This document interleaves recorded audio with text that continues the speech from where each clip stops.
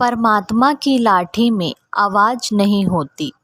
एक साधु वर्षा के जल में प्रेम और मस्ती से भरा चला जा रहा था कि साधु ने एक मिठाई की दुकान को देखा जहां एक कढ़ाई में गरम दूध उबाला जा रहा था और मौसम के हिसाब से दूसरी कढ़ाई में गर्मा गर्म जलेबियां तैयार हो रही थीं। साधु कुछ क्षणों के लिए वहां पर रुक गया। शायद उसे भूख का एहसास हो रहा था या फिर मौसम का असर था। साधु हलवाई की भट्टी को बड़ी गौर से देखने लगा। साधु कुछ खाना चाहता था, लेकिन साधु की जेब ही नहीं थी तो पैसे भला कहाँ से होते। साधु कुछ पल भट्टी से हाथ सेकने के बाद चला ही जाना चाहता था कि नेक दिल हलवाई से रहा ना गया और एक प्याला गरम दूध और कुछ जलेबी साधु को दे दी। साधु ने गरम जलेबी और गरम दूध खाए और फिर हाथों को ऊपर कर हलवाई के लिए भगवान से प्रार्थना करने लगा और फिर चल दिया। साधु बाबा का पेट भर चुका था। दुनिया के दुखों से बेपरवाह नए जोश से बारिश के गंदे पानी के छींटे उड़ाता हुआ चला जा रहा था। वह इस बात से बेखबर था कि एक युवा नवविवाहित जोड़ा उसके पीछे ही चला आ रहा है। एक बार इस मस्त साधु ने बारिश के गंदले पानी में जोर से लात मारी। बारिश का पानी उड़ता हुआ सीधे पीछे आने वाले युवती के कपड़ों पर चला गया और उसके कपड़ों को भिगो डाला। उस औरत के कीमती कपड़े कीचड़ से लथपथ हो गए। उसके युवा पति से यह बर्दाश्त नहीं हुई, इसलिए वह आस्तीन चढ़ाकर आगे बढ़ा और साधु को कपड़ों से पकड़कर कहने लगा, अंधा है, तुझे शर्म नहीं आती? तेरी हरकत की वजह से मेरी पत्नी के कपड़े गीले हो गए और कीचड़ से भर गए हैं। साधु हक्का बक्का सा खड़ा था, जबकि इस युवक को साधु का चुप रहना बिल्कुल भी खुशगवार नहीं था। महिला ने आगे बढ़कर युवा के हाथों से साधु को छुड़ाना भी चाहा, लेकिन युवा की आंखों से निकलती नफरत की चिंगारी देखकर वह भी फिर से पीछे खिसकने लगी। चलते राहगीर भी यह सभी दृश्य उदासीनता से देख रहे थे, लेकिन युवा के गुस्से को देखकर किसी में इतनी हिम्मत नहीं हुई कि उसे रोक पाते। और आखिर जवानी के नशे में चूर इस युवक ने एक जोरदार थप्पड़ साधु के चेहरे पर जड़ दिया। बूढ़ा साधु थप्पड़ की आग में जलता हुआ लड़खड़ाता हुआ कीचड़ में जा गिरा। युवक ने जब साधु को नीचे गिरता देखा तो मुस्कुराते हुए वहां से चला गया। बूढ़े साधु आकाश की ओर देखा और उसके होठों से खून निकल रहा था। फिर वह ऊपर की ओर देखता है और हाथ जोड़कर भगवान से कहता है, वाह मेरे भगवान, कभी गरम दूध जलेबियां और कभी गरम थप्पड़, लेकिन जो तू चाहे मुझे वही पसंद है। यह कहता हुआ वह एक बार फिर अपने रास्ते पर चल दिया। दूसरी ओर वह युवा जोड़ा अपनी मस्ती को समर्पित अपनी मंजिल की ओर अग्रसर हो गया। थोड़ी ही दूर चलने के बाद वे एक मकान के सामने पहुंच गए।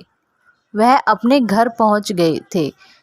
वह युवा अपने जेब से चाबी निकालकर अपनी सीढ़ियों पर चलने लगा। पत्नी से हंसी मजाक कर ऊपर की सीढ़ियां तय कर रहा था। बारिश के कारण सीढ़ियों पर फिसलन हो गई थी।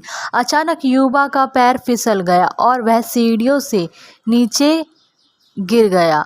महिला ने बहुत जोर से शोर मचाकर लोगों का ध्यान अपने पति की ओर आकर्षित किया,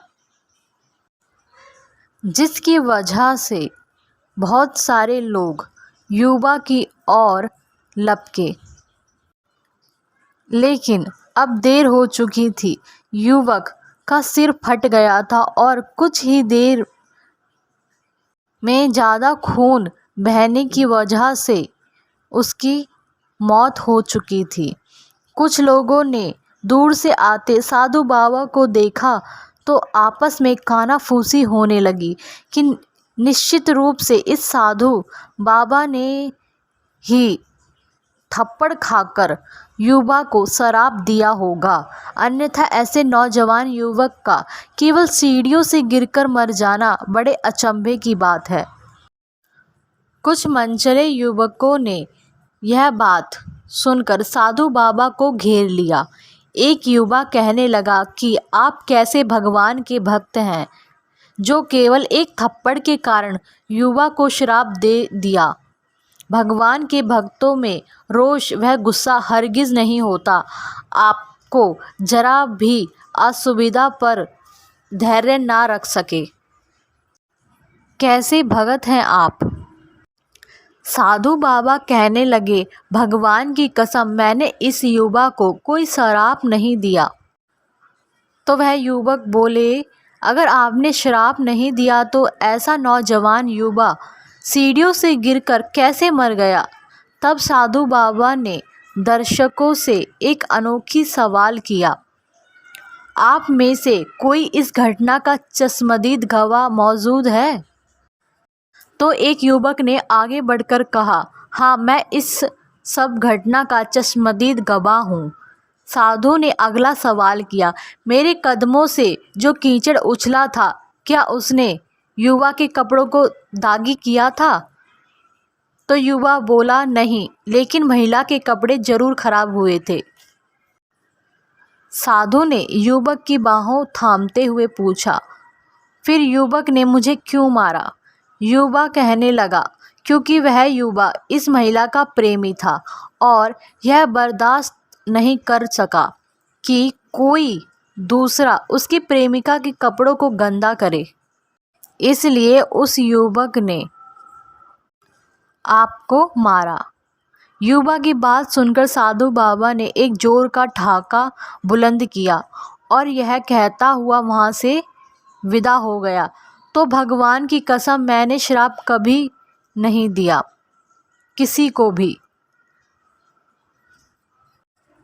लेकिन कोई है जो मुझसे प्रेम रखता है, अगर उसका यार सहन नहीं कर सका तो मेरे यार को कैसे बर्दाश्त होगा कि कोई दूसरा मुझे आकर मारे?